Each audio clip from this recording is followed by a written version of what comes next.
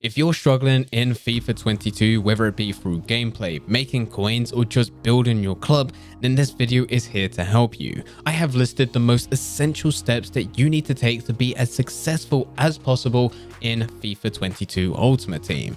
Before we do get into the video, if you're looking to get some very easy coins, then there is no better place than Meal Factory. Head over there to get yourself some cheap, fast FIFA 22 coins, completely reliable, and if you use Fnatic5 at checkout, you'll also get yourself a 5% discount. Link can be found in the description down below. Getting back into the video. In this video, I have listed actions that you must take to be successful, but with all of this, you can lean towards more features that you enjoy. For example, playing matches gets annoying for me just because of gameplay. That's why I lean more towards trading and double down in that area.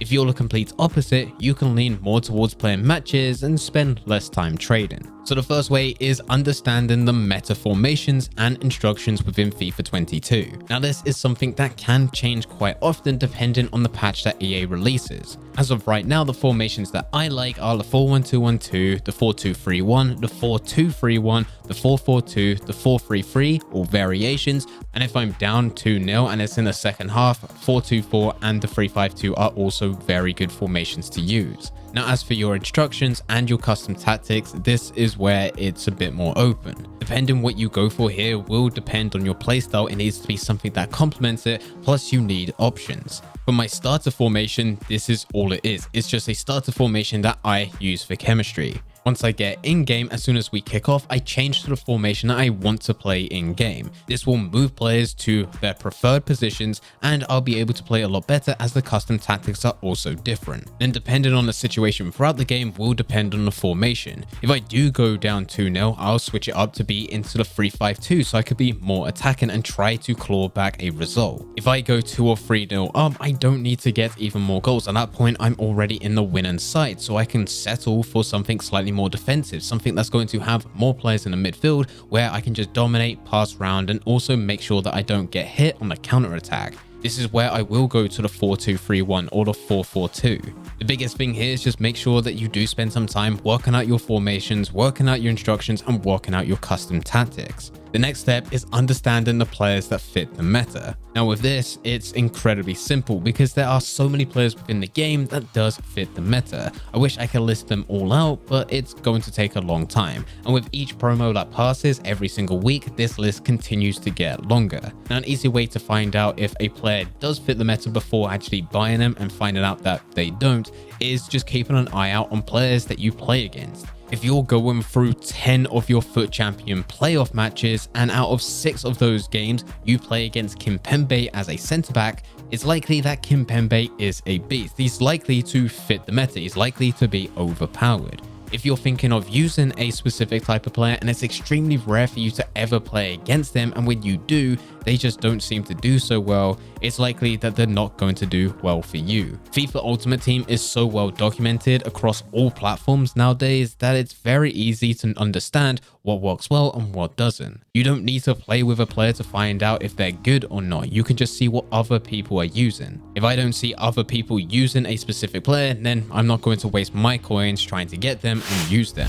Sticking with gameplay for our third tip is understanding meta gameplay mechanics. These gameplay mechanics are your overtop through balls, your second man contain, your right stick in to have player select, finesse shots outside the box. All of these are great ways to play, and if you get in a position where you can use them, make sure that you use them because it can help you out on defense or even in the attack. It also helps out, and this doesn't really go into specific gameplay mechanics, but it is something that can definitely benefit you, is making sure that your settings are set up correctly. Now we have done a completely separate in-depth video where we go over your controller settings and what you should be using. So I'll leave a link to that in the description down below, as well as there will be a card on screen right now which you can click and it'll take you directly to that video. This will really give you the upper hand if you're using these types of settings and you come up against someone who isn't, because they're just not well optimized. Now, so far with the tips that we have just gone through, they're all there to help you play better within your matches. If you just take these tips, I guarantee you will be able to win more matches within whatever game mode that you're going through. These are simple changes to make for your average player.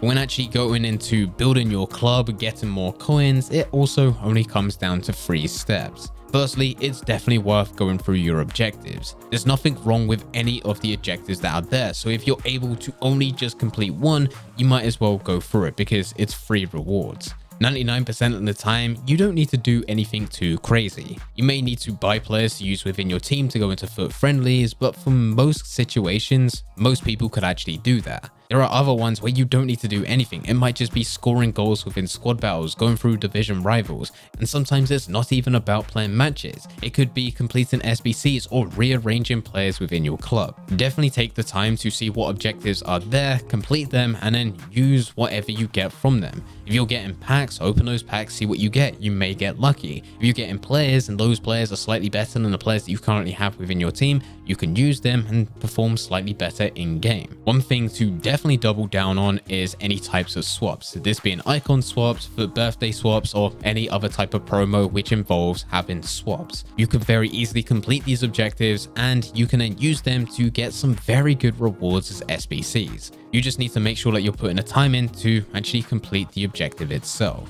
The second way is SBCs, and with this, it's not all SBCs. There are certain SBCs within the game, whereas if you did need to buy every single player, as long as you're buying them on that cheaper end, whether it be for a bid or their lowest buy now, you will always be able to make profit.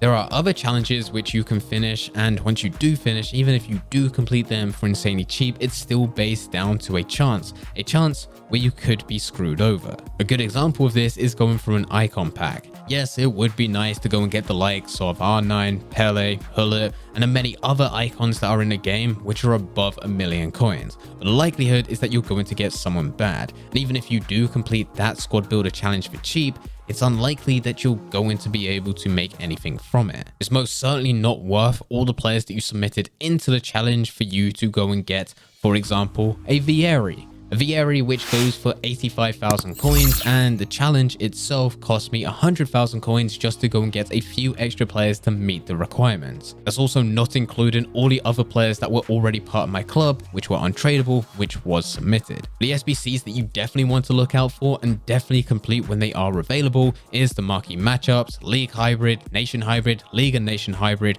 and gold upgrades. This being 2-player gold player packs, 81 plus, 85 plus, and any other types of packs that you can get like that, whether them be player picks or just packs in general. These SBCs are always worth doing, and as long as you're trying to get players on a bid or buying them at their lowest buy now, you will be able to profit out of them. And this doesn't include our previous point where if you did go through objectives and you completed icon swaps, it's impossible for you to make a loss on that. Even if you get the worst possible reward, you're still on the upper hand because you completed all of those objectives for free. This is just adding to your club for something that didn't cost you anything, just your time in playing the game. And then the final point for this video is just some basic trading and investing. You don't need to do anything crazy. You don't even need to follow all the trading methods that we share here on this channel. You can just do some basic trading methods or some basic investing methods and you will always be ahead. You can spend 90% of your time going through matches, whether it be division rivals, FUT Champions playoffs, the FUT Champions final, maybe you want to go squad battles, FUT draft, or even just go through friendlies. It really doesn't matter where you get your coins from. As long as you use some of those coins to put in some basic trading methods such as bulk bidding or into some very simple investing tips, then you will always be able to make coins 24/7. Playing matches is great, but at the end of the game, you're only able to make 500 to about 1,000 coins depending on your overall record and your DNF modifier. Of course, your division rivals and FUT champion rewards at the end of the week or once you complete them, yeah, they can be good, but it does come down to a chance. There's so many people that go 20-0 in FUT champions only to get completely screwed over because their rewards are awful. With trading is guaranteed, so you could use a very simple bulk bidding method where you just find one specific player, find their lowest buy now, take a couple hundred coins away, set that as your maximum bid amount, and go across each player, placing a bid on every single one. You won't win every single one of them, but once they do expire,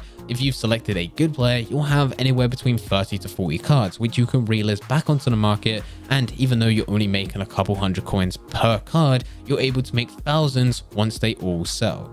As for investing, you could do this on a monthly rotation where you just buy fodder when it's cheap. A good rule to follow is if everyone is selling fodder, that's a good time to buy, and if everyone is buying fodder, that's a good time to sell. You just buy one of each player above 83 rated, store them to your club and hold them when they're cheap. By the time it rolls around to a big promo where these types of players are needed to meet a rating within SBCs, that is when you'll list them onto the market, or you can even complete the squad builder challenge for cheap, depending what it is, but the choice is all yours. And the other way is that you could just look at special card investing, where we have our weekly promo being on Friday, plus we also have the team of the week on Wednesday, and by the time it rolls around to that following week, just before they're taken out of packs, you can buy some of the cheaper players and store them to your club.